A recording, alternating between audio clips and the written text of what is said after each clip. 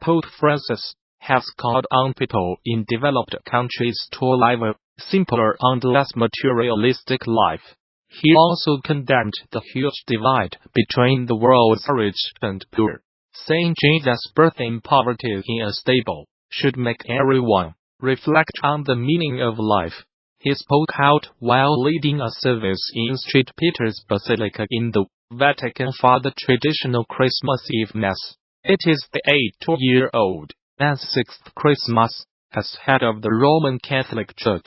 In his homily, Pope Francis said the birth of Christ pointed to a new way to life, not by devouring and hoarding, but by sharing and giving. He continued, "Let us ask ourselves, do I really need all these material objects and complicated recipes for living? Can I manage without all these unnecessary extras and live a life of greater simplicity?"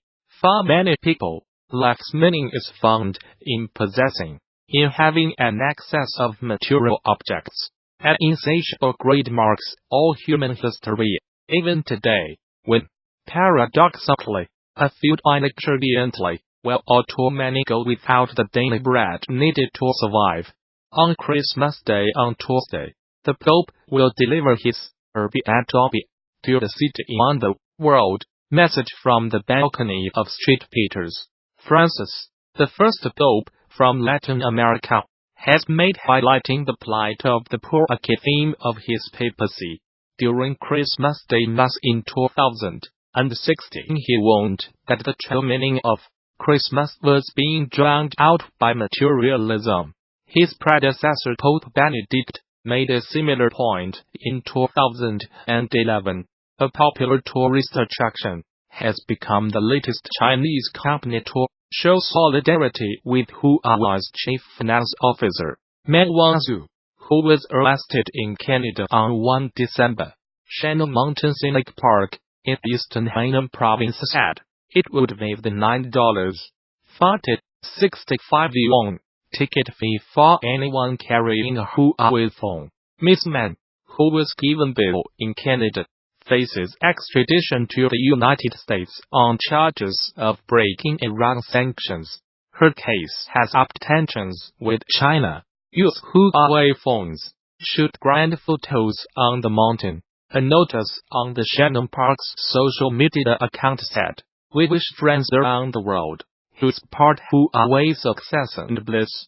The offer would last until 29 December. The South China Morning Post reported, but it was met with some criticism among China's social media users, who claimed it was discriminatory. Huawei phone owners are being offered other enticements too. They can get a 20% discount at a border in Beijing. Seen in Beijing, bring a Huawei phone and get 20% off. Similar to this story we covered yesterday, https://QQXL19YPQLPIC. Twitter.com /Sokolov. End of Twitter post by @LuOceanG. At least one firm has threatened to penalize anyone buying Apple products. A few days ago, Manpada Shenzhen-based LED and display manufacturer offered subsidies to any employees buying Huawei phones. It also pledged to fine anyone who bought an Apple iPhone.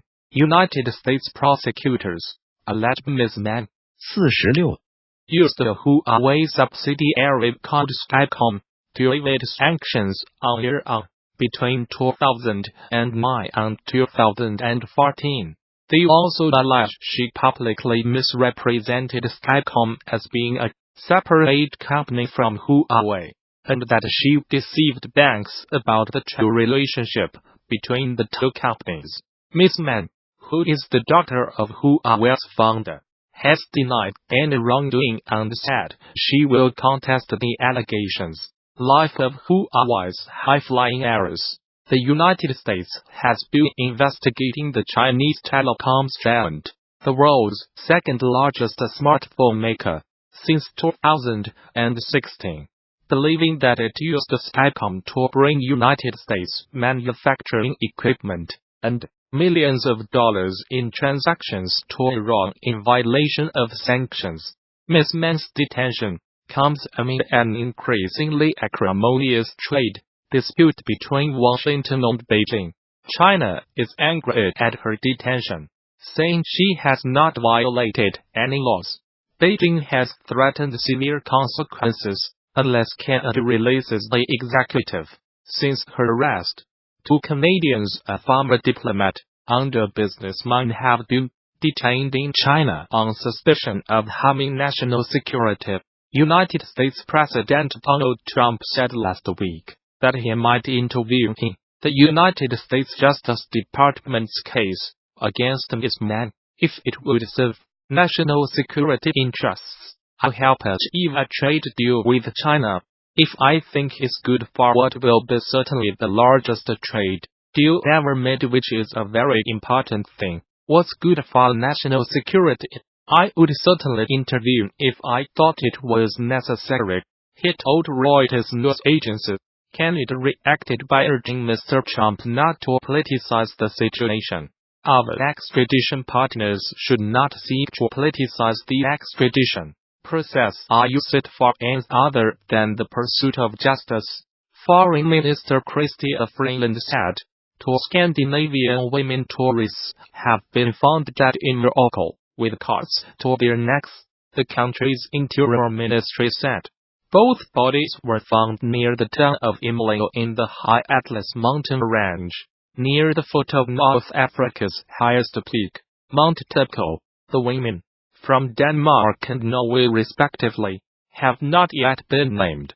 A police investigation has been launched into their deaths, the Interior Ministry statement said. The United States military says it has killed 62 fighters from the Islamist group Al-Shabaab in 6 airstrikes in Somalia. 4 airstrikes on Saturday killed 32 militants, and a further 2 on Sunday killed 28, it said in a statement. These were the deadliest air attacks in Somalia since November 2017, when the United States said it had killed 100 militants. Somalia has seen a sharp increase in the number of airstrikes and casualties since President Donald Trump took office in the United States in January 2017. A tally by the Bureau of Investigative Journalism reveals that at least 400 people have been killed in airstrikes since the beginning of 2017, far more than the previous 10 years combined. The latest strikes bring to at least 40 the number carried out in Somalia so far this year, compared with 35 recorded in 2017. The United States has a huge military base in neighboring Djibouti, from where it launches attacks on the militants. Mr. Trump gave the United States military greater authority in March 2017 to attack militants in Somalia. Traditionally, United States presidents have been wary of intervening in Somalia since 18 Special Forces soldiers died fighting militias in the capital Mogadishu in 1993, a battle dramatized in the film Black Hawk Down. No civilians were killed in the latest airstrikes, which were carried out in coordination with the Somali government, the United States military said. Alongside our Somali and international partners, we are committed to preventing Al-Shabaab from taking advantage of safe havens from which they can build capacity and attack the people of Somalia, the United States Africa Command said.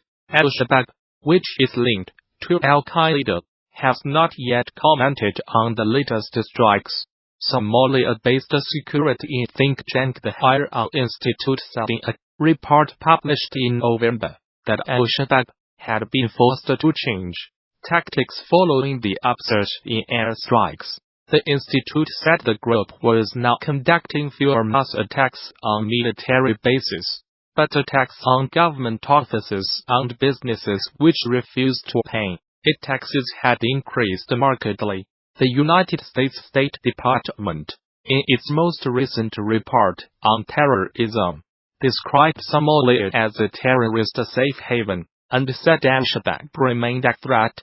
Despite suffering setbacks, the group retained control over large parts of the country, and the ability to carry out high-profile attacks, using suicide bombers, explosive devices, mortars, and small arms. The report added, a poacher has been ordered to watch the Disney film Bambi repeatedly, after he was convicted of illegally killing hundreds of deer.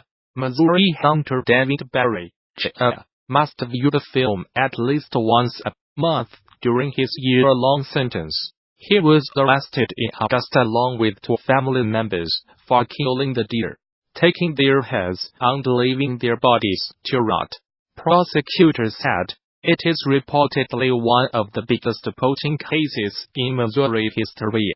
On top of the jail sentence for the illegal deer hunting, Judge Robert George ordered Barry Jr. to view the Walt Disney movie Bambi, with the first viewing being on or before December 23, 2018 and at least one such viewing each month thereafter. During his spell in prison, the 1942 cartoon about woodland creatures shows a hunt to kill the mother of eponymous deer character Bambi. A months-long investigation, spanning several states, led to the arrest of Barry Jr., his father David Barry, Sr., and his brother Kyle Barry, according to a local newspaper, the Springfield News Leader. While the total number of deer taken illegally is unknown,